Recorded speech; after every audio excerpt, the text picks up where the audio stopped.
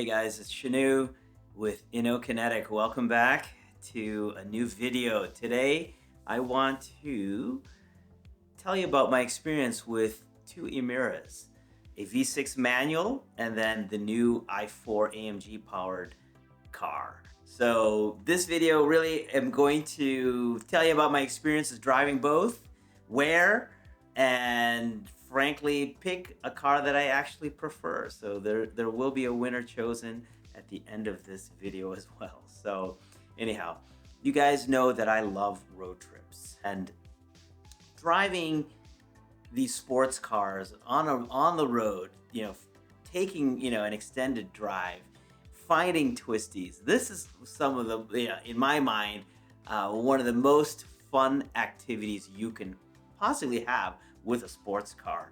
Going to the racetrack is a ton of fun. I love going to the track. I was just there a couple weekends ago. I'm going in another couple weeks. But taking a road trip and really driving a car the way the engineers envision that car to be driven is, in my mind, one of the real great pleasures of being a car enthusiast. And as you guys have probably watched in some of my videos, man, we have got the greatest selection of sports cars ever. I still firmly believe it is the golden era of sports cars right now. So anyways, I was fortunate enough to be able to drive two different Emiras on the same weekend on essentially the same roads, and was able to really form a real opinion about these two cars because they are in fact a bit different from each other. So let's see, let's start with where we went and the whole event. We organized an event in Marietta, Ohio. We called it the Hocking Hills Rad Rallye, and we organized this with Lotus of Detroit, or Auto Europe, as you may know. They're good friends of ours, and I have been going down to this part of Ohio since about 2018. Some of my fraternity brothers have been going down there even longer because it has some of the best roads. In fact, some of the journals like Road and Track, Car and Driver would go down here and drive those roads because they are exceptional. I mean, these roads are really fun. They are undulating, they are technical, they are fast, they are smooth. Okay, that's the one interesting thing that you don't expect to find in the snow belt, right? Are smooth roads. I mean, that was for me one of the biggest surprises. These roads are very much like California, but they're smooth. Anyways, perfect, wonderful roads without much traffic as well. I would argue very similar to the roads around the Tail of the Dragon. And in fact, that event's coming up pretty soon. Anyhow, where we went and the event that we organized was for our collective clients between Lotus Detroit and Kinetic. And we had about 25-ish drivers. Some had passengers as well. And we had a varied number of Lotuses, a bunch of Elises, Exesias, Evoras, and then also several Emiras as well. We had the best time driving down there. Really good time. And so we're gonna have this event every year. So next spring, stay tuned, sign up for this. We're limiting it, to this group size because it was actually kind of really good. We could split it into a couple of groups, one which was fast and one which was faster. And so it was kind of nice for us to be able to manage it that way. But anyhow, great roads to drive on, a great group of people to drive with. It was so much fun. And Lotus Detroit was generous enough to bring two Lotus Emiras. One which was the V6 manual, and as you guys probably know, this is the same engine that has been in the Evoras since 2010, but it's a fantastic 3.5 liter Toyota that really is a great little engine, sounds wonderful, makes plenty of power, and with the manual gearbox, just really fun to drive. The second car is the newest Emira, which is powered by AMG's i4 engine. So this is an AMG motor that you can find in various AMG cars. It's paddle shift only. It's an 8-speed gearbox with paddle shift only. So anyhow, those were the two cars. Here's the context of where I had a chance to drive these two cars. I actually drove the manual car down from Detroit to Marietta. So a fair amount of that driving, in fact, all the driving on the first day was frankly on the freeway. So that car was frankly really, really good because it's comfortable, it's reasonably quiet, it's easy to drive, very torquey. You can have the stereo playing, make some phone calls. It was actually a really good car to drive there. Well, the first day of actual driving was Saturday, where we really went for it and had fun. It happened to be a rainy day, kind of misty and rain on and off. So the roads were, for the most part, wet. And so I drove the I-4 car on that day and had a chance to really put it through its paces. I had a co-driver, Nate, Schick from Auto Europe, Lotus Detroit, was my co-driver. We swapped seats midday, but in the morning I got to drive the car and get a chance to feel what it was like. And I can tell you straight away, I noticed that the car was quite easy to drive. The paddle shift made it really, really nice. And you got to put the car at least into sport mode to be able to really, ring it a little bit, but it was a lot of fun to drive. Plenty of power. These 4-cylinder Emira cars are a little bit lighter than the V6 cars.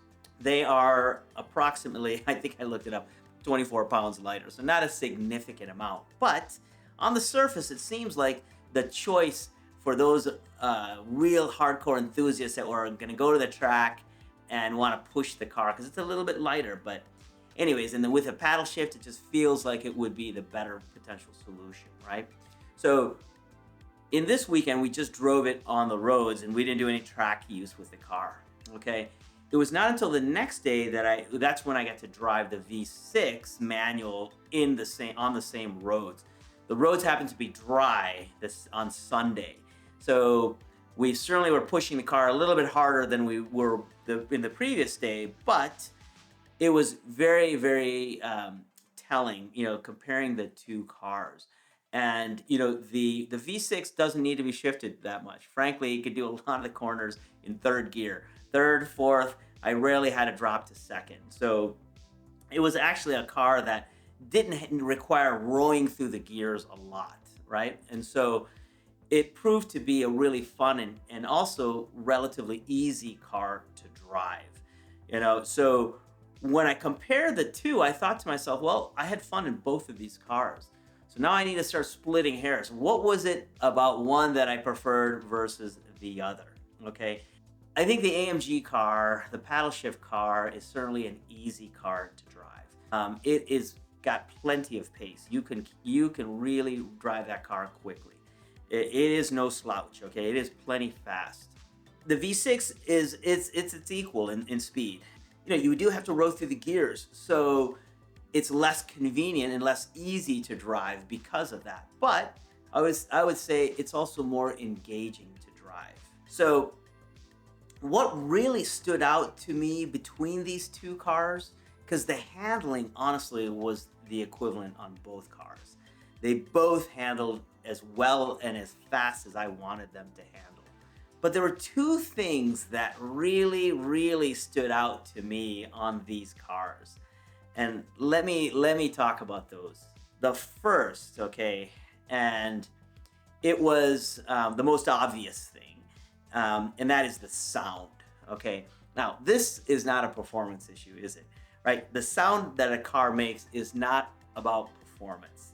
The second issue is more about the performance of the car, but we'll get to that. Let me finish this.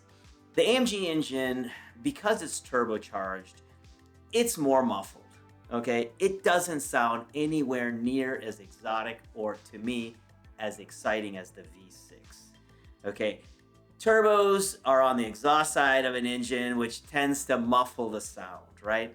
So I'm not a big fan of blow-off noises and all the other associated noise that you get with turbo cars, but they can be made to sound good. And I wouldn't say that the car sounds bad. It doesn't by any stretch. It still sounds good.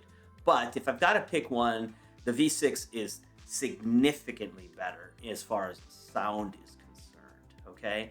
So what's the other issue that really stood out to me? And this one was actually a bit more subtle, But it was funny because on Saturday when I drove the AMG car, I remember getting out of the car thinking, oh, the steering was a bit light and the feedback wasn't what I thought it should be. I had just driven the V6 the day before on the freeway, which wasn't obviously very aggressive driving, but something was not connecting in my mind. You know, like it was like something was off with the steering. It wasn't quite as engaging. You know? And so I mentioned that to Nate, and he goes, oh yeah, the V6 has the hydraulic steering, and the AMG version has the EPS or electric power steering systems. So it is a very obvious difference. And when I jumped into the V6 the next day, immediately I could tell the difference, okay? Now, I'm splitting hairs, guys, okay? There's a lot of folks out there that may not really notice this difference or frankly care. But to me, steering is very, very important. And I remember I had an E36 M3, and when the A46s came out, I went and test drove those. There was an SMG version too. I wanted to try it. But the first thing that jumped out at me was how the steering kind of had gone a bit numb versus my E36. So I tend to be one of those guys that's a little bit more hypersensitive about steering feel. And I would say, for me anyways, the AMG version of the Emira is a notch down from the V6 from a steering perspective. But, you know, I think from a day-to-day perspective, you drive a lot in traffic or you do track days, maybe that additional assist is going to be something that will reduce fatigue and be easier to drive. So there may be some positives there as well, right? But I would say that was probably the one thing about the car. Ergonomically, because it was a paddle shift car, I was actually able to fit in the car and get the seat position a little bit more exactly the way I wanted, versus with the V6 car, it took a little bit more adjustment for me to try to get the gear shift lever and the steering wheel relationship with the pedals and the seat where I wanted it to be, and it was still not perfect. So I would say that the AMG car, for me, being shorter, is probably a better ergonomic option than the V6. So anyhow, those are really my opinions and feelings on after having driven both of these cars very, very aggressively on proper twisty roads where you can truly gauge, you know, how sporty a car is. So having done that, it's now time to pick a winner, right? And so the winner for me is the V6 manual. The sound is something that is very, very important to me, and that steering feel difference, well, you know, it is something that is important and to me. And so for me, that's the version that I would pick. You know, another pleasant surprise that both cars actually offered is I was able to fit my rollerboard luggage behind the seats, and it looks like there's enough room for two. So there's actually, the car has more storage than I actually originally envisioned. So that was actually one positive thing. So anyways, for me right now, the V6 manual is the car that I think I'm going to order. And if you guys haven't seen that release for the Jim Clark edition, it's really cool. And so I'm thinking about, you know, I've got my name on the list for that one. So we'll see what the details are about that car when it gets delivered, hopefully in 2026. But anyways, there's my video, guys, on the difference between the two Emiras that are on offer in the States right now. I hope you enjoyed that. Love to hear your comments. Leave those below. Let me know what you think about these two cars. I think they're a great ICE solution from Lotus. I think anyone who loves driving, you know, if you're thinking about a Porsche, hey, I think you ought to go consider the Emira. It's a great alternative. I think it's a proper sports car and one that you're sure to have fun with. So thanks for watching, guys. We'll see you next time.